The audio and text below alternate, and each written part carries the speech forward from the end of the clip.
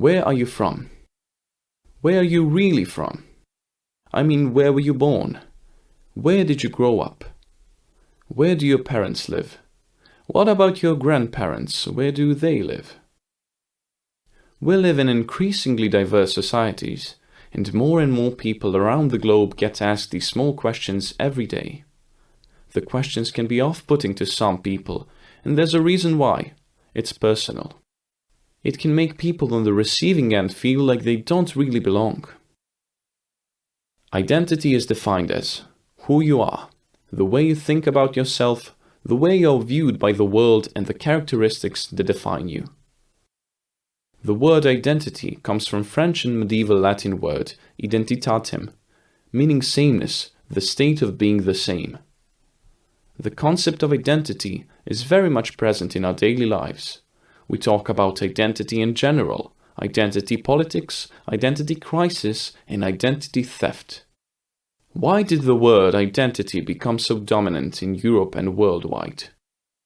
In the words of American cultural anthropologist Margaret Mead, the word identity became more widely used ever since we began fearing losing it.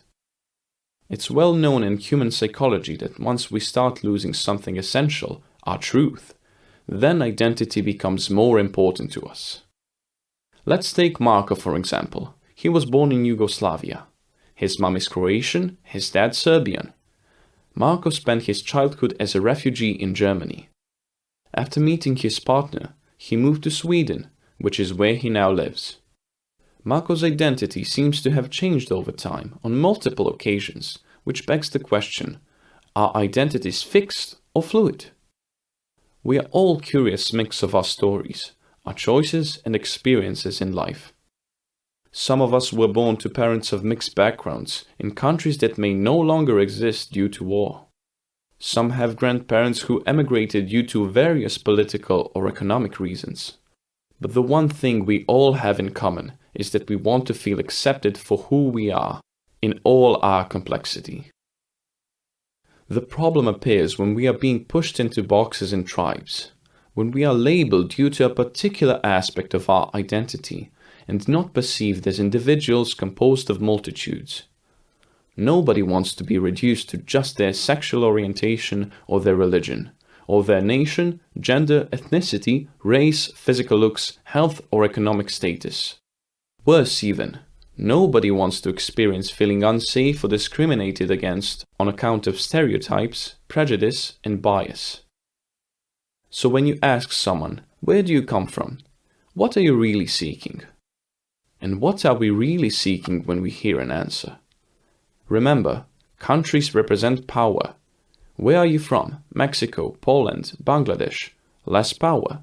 The United States of America, Germany, Japan. More power.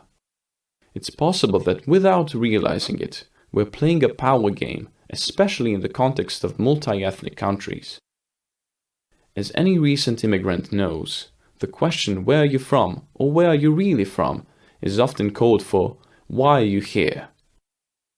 Next time you ask someone where they are really from, ask yourself whether their country of origin is the core of who that person is and what stereotypes you may hold about that part of the world.